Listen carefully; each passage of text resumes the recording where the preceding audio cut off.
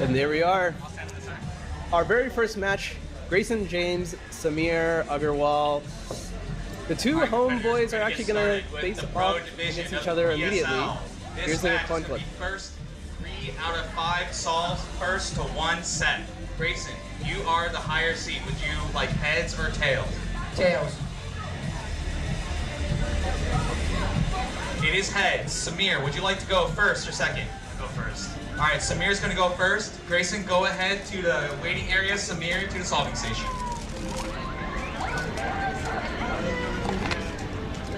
And we're off here. Sameer choosing to solve first. A little bit of an advantage to one who wins the coin toss, although, you know, you could argue whether or not going first or second is better here. One thing that really impressed me, as you heard the call-ups, Greyson with quite the applause in the crowd there. How do you think that's going to affect his mojo, Chris? Yeah, well, you're right that it's the two hometown kids here, which is a bit of a shame because that means that one of these two are going to face a loss at the very beginning. But yeah, Greyson with a lot of support here, which is good to see. And I know that he's preparing for this event for a very long time leading up to it, but it's going to be interesting to see how that helps him during this. All right, Sameer, solve number 1. Now remember, this is basically a singles-based format. The best of the 2 singles wins the point, and you're trying to win as many points as you can, then rack up those points, win the sets, wins the match. It goes on from there. A 735 to start things off for us here. Yeah, and Sameer has such clean turning. It's kind of inherent for him because he's so good at square 1, and square 1 you need much more accurate turning than for 3x3. You saw on display there, he did get hit with an F permutation at the end there, which is unfortunate because he had a very short OLO and he ended up getting the worst of the 2 cases for that particular case. But he still pulled it off well. 735 is a pretty good first solve for him. Yeah, here's Greyson now, just getting tagged in. Had a nice smile on his face. Now it looks like he's kind of locking in a little bit, trying to take it all in. Here we go. Of course, these competitors will have the same scrambles as well. Looks like Greyson is going to opt for a yellow cross instead, as opposed to Sameer, who I believe picked white. Short pause there at the tail end of F2L, and an F perm for him as well, perhaps. Yeah, you're right. That was an F permutation. He decided to use the technically move optimal algorithm for that. It's becoming more popular nowadays because hardware, it makes it easier to execute it. Sameer opted for the traditional algorithm and he executed it a little bit cleaner. But yeah, once again, he had a good OLO case there, but got hit with an F permutation. So 2 F permutations, 2 different types of algorithms, but 2 different results on the executions here. Yeah, and it's interesting. Both solves that neither competitor probably really wanted to put up definitely are capable of better. So let's see if they can kind of settle in a little bit. There's this nice free pair that from this angle is also oriented. Maybe Sameer can take advantage of that. A bit locky though, but wow. Okay, never mind. I don't know how to if I should say wow or I'm just confused. He pulled out some kind of black magic there. What happened there, Chris? Well, you were talking about that free pair, and he actually solved that pair last. Oh, and he's locking up like crazy on the last pair. It looks like he was able to predict the OLO from his last pair, and I thought that was going to lead him into like a very fluid PLO, but he had to pause really long there, so I'm not exactly sure what happened. Yeah, 851, certainly within Greyson's wheelhouse. We're looking at pretty decent turning here. A couple of rotations going back and forth. And Greyson with and 839. Oh my! Fumbling the finish. 839. He got the W just barely. It is now tied 1 point. Yeah, that was almost disastrous there because he didn't quite stop the timer. Interesting here that he had a really good OLO, but he decided to do a U2 after the OLO and then use, in my opinion, the worst algorithm for that R permutation. But if that's what he's used to, then that's what he needs to do because you want to keep the nerves down, so you don't want to do anything out of your comfort zone. But yeah, he's able to get it done. That was almost a huge disaster there because he didn't stop the timer on his first attempt.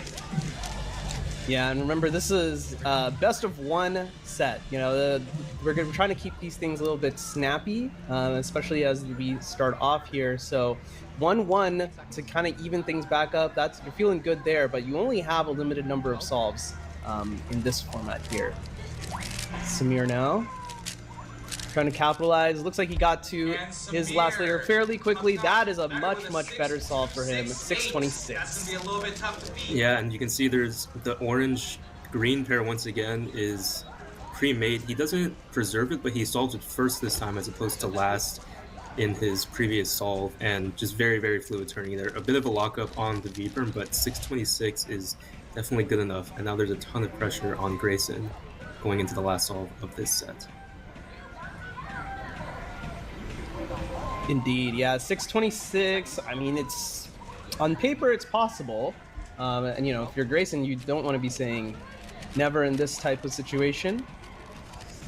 Probably gonna need a little bit more fluid turning than that, though, unfortunately, even as he goes into a long last layer. 36 for the second point. It goes to Sameer. Sameer's up 2 points to 1. This is first match point for Sameer coming up. So Sameer has an opportunity to win here, and yeah, Greyson did some pretty crazy stuff for the last layer there. I want to say that he oriented his edges first, which has become very popular to do when you don't quite know full ZB. I'm not the biggest fan of doing it in every scenario, especially because you probably don't know every ZB case, but that's just my opinion. 8 seconds. Well, Chris, it looks like we might have something at least somewhat decent here. There's a ton of oriented and solved pieces. Yeah, Sameer did something fancy there with the back. 638. That's a good one. I want to see the replay of that. Very strong solve. We'll see if this is Sameer's turning is extremely fluid. I think that's his absolute strength when it comes to 3x3 solving. I'm not sure if he did an X cross here. I saw an opportunity to do so, and it looked like he even used M moves on his cross right there into very quick last two pairs, and virtually no significant pauses or lockups on the Olo or the PLO. And as the replay was happening, just off the screen, looks like Greyson taking that 2-minute timeout. This is the best spot to take a 2-minute timeout. It's match point right now. He needs to beat 6-3. His solving has not really looked the best so far in this matchup, in this bracket. Of course, this is a good scramble that is sitting under that cube cover right now. What do you think Greyson should kind of be going through in his head? Well, at least what would you be doing if you were in his shoes? Yeah, well, you're right that it's good to use his timeout here because he's on the verge of losing the set, so he needs to compose himself a little bit more. I know that for me, I probably wouldn't want to be thinking a little bit more about how I could get eliminated here, so I may not want to use the timeout because I tend to get in my own head. But for Greyson, he started off not turning super well in his first solve. His second solve looked a little bit better, but then his last solve pretty much completely fell apart there. So not a bad idea to want to reset, especially when you're turning and your solving itself seems to be kind of falling apart here. So not a bad timeout. It's up to personal preference always on when you want to use your timeout and how much you want to be thinking about the next solve. Yeah, it really seems like, the solutions are, they are what they are, but really the turning has not been fantastic. And, you can maybe chalk that up to a variety of factors, but this is perhaps one field in which, Sameer's just experience at like the world championship level, worlds this year in particular, winning square one again for the second worlds in a row. I mean, if you saw the broadcast or if you were there in person, you saw how many people were sitting there watching and the pressure that was on in that moment. I mean, that's something that you just don't see everywhere. And so you have to wonder if some of that is also playing into some type of factor. Chris, how do you slow your turning down then in those types of situations? Like, that you're turning a little too fast, you need to dial it back a little bit. What kind of drills would you do?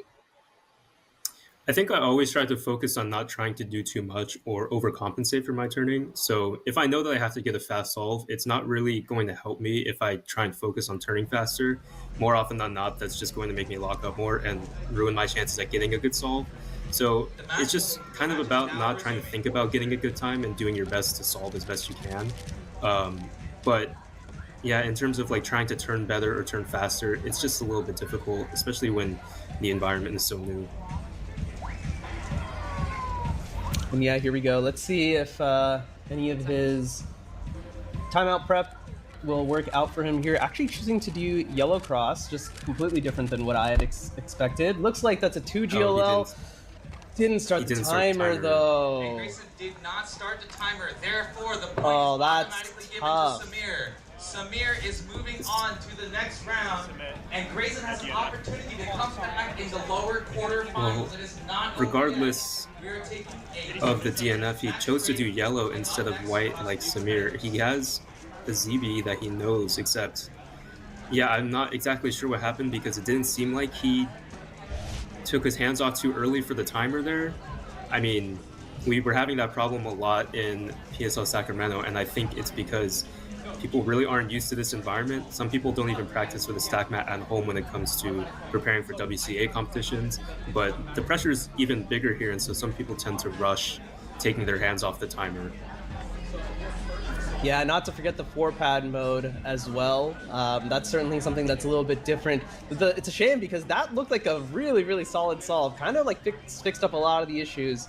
Hopefully Greyson can kind of channel some of that in his next match in the lower bracket.